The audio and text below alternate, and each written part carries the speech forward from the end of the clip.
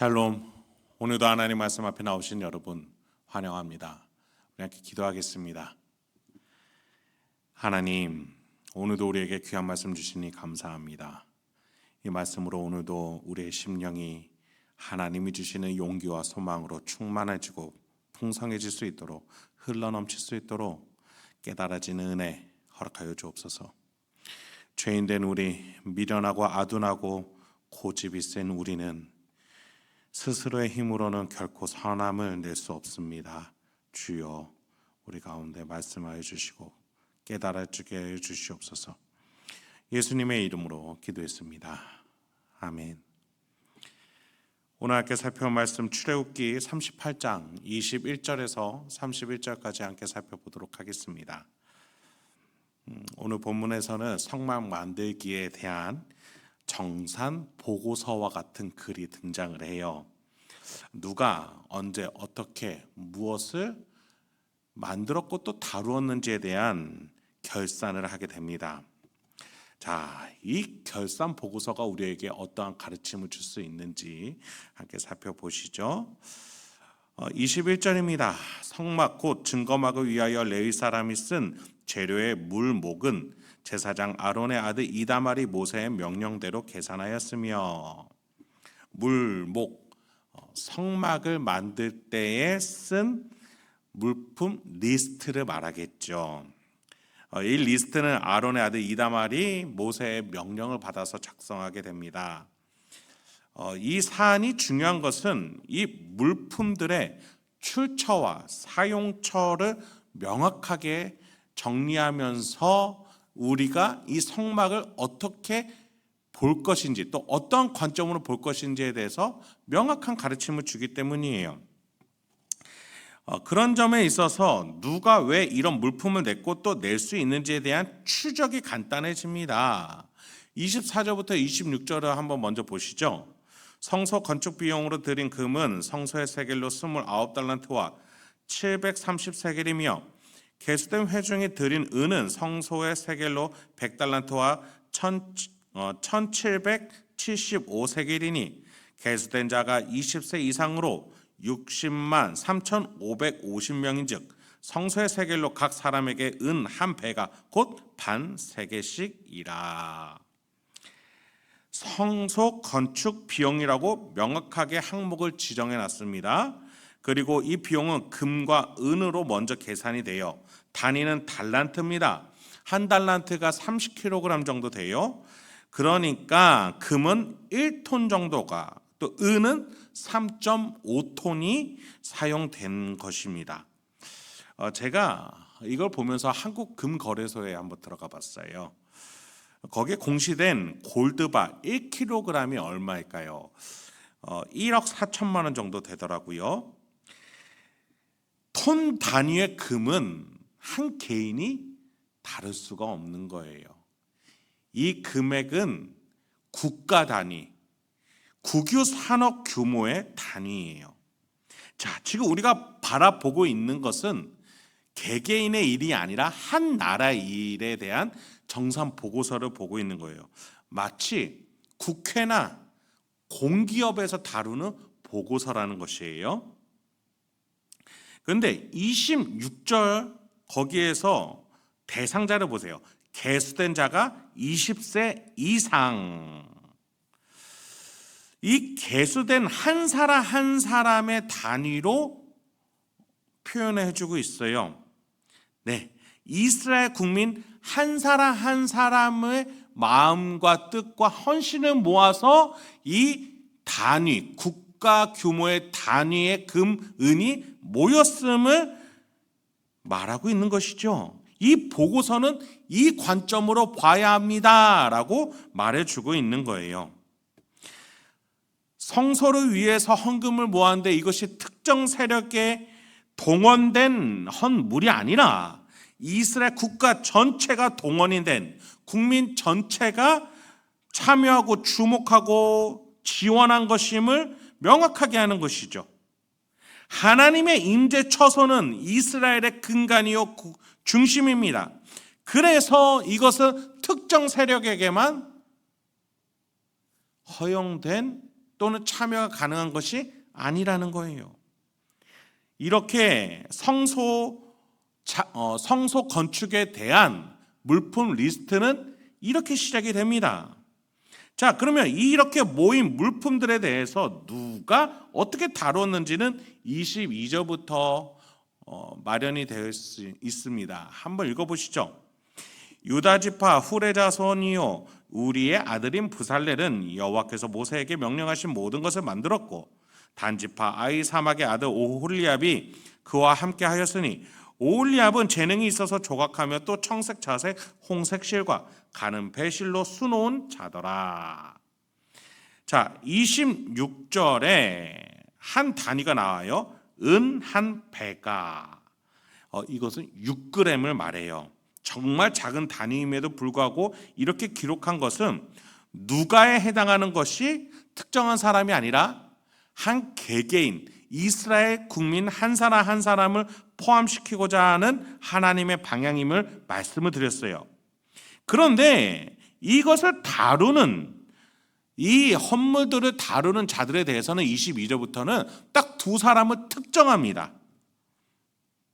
우리의 아들 브살렐, 또 아히사막의 아들 오홀리압. 자, 헌금을 모을 때는 이스라엘 국민이라는 다수를 가지고 대상을 지정해 놨다면, 수입은 그렇게 한다면 지출은 어떻게 했어요? 특정한 두 사람을 딱 지목해서 이 사람들이 썼습니다라고 말하고 있는 거예요. 그런 점에 있어서 하나님께서는 헌금을 받는 것에 있어서는 특정한 사람에게는 허용하지 않으셨어요. 모든 사람들이 참여하게 하셨어요.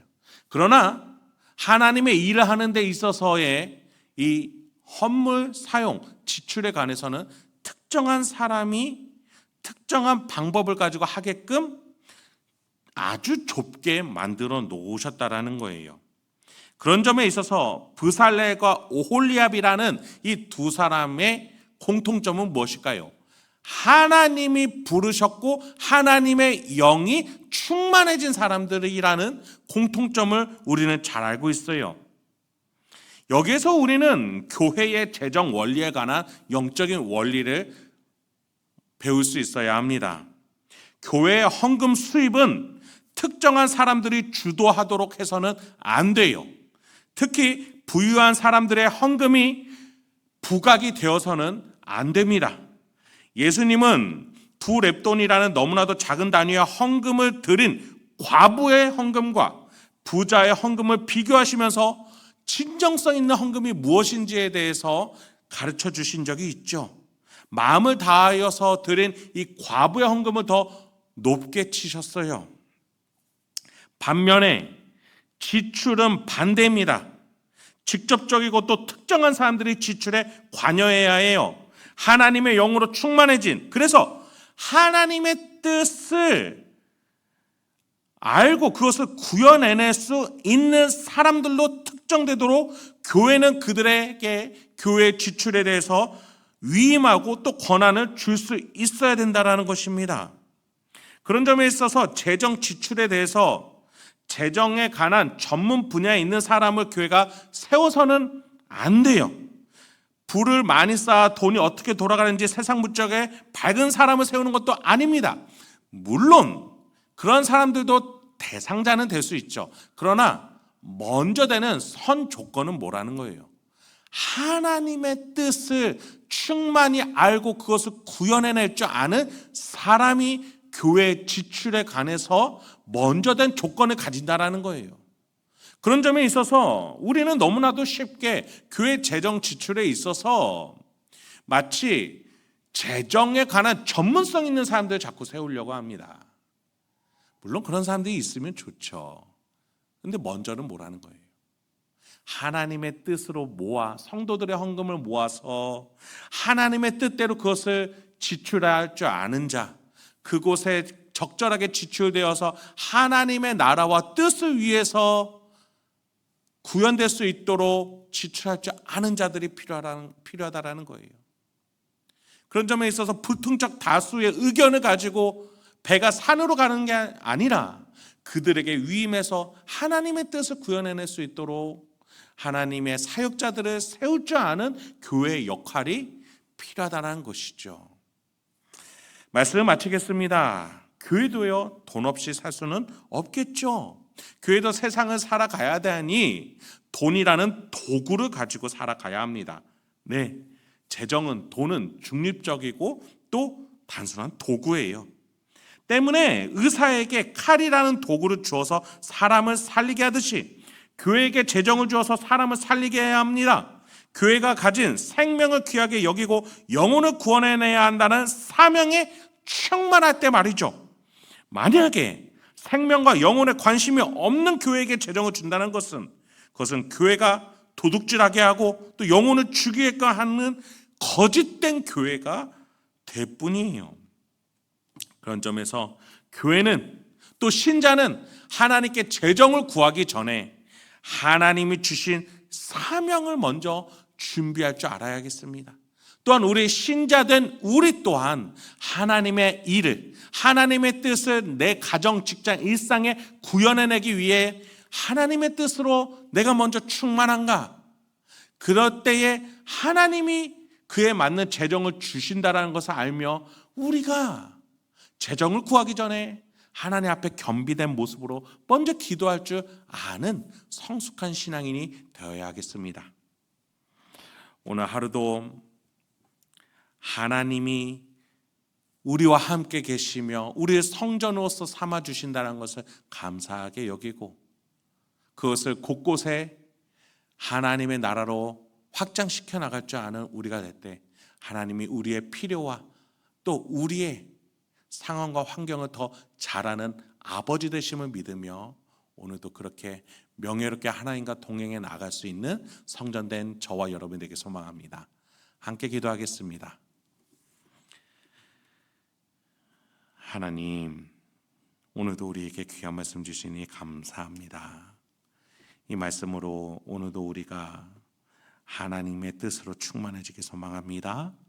이 뜻을 가지고 내 발걸음 곳곳에 적용하고 실천할 수 있는 용기가 있기 소망합니다. 기쁨이 있기 소망합니다. 그래서 열매를 거둘 수 있기 소망합니다. 주여, 말씀으로 사는 삶 우리에게 허락하여 주옵소서. 예수님의 이름으로 기도했습니다. 아멘.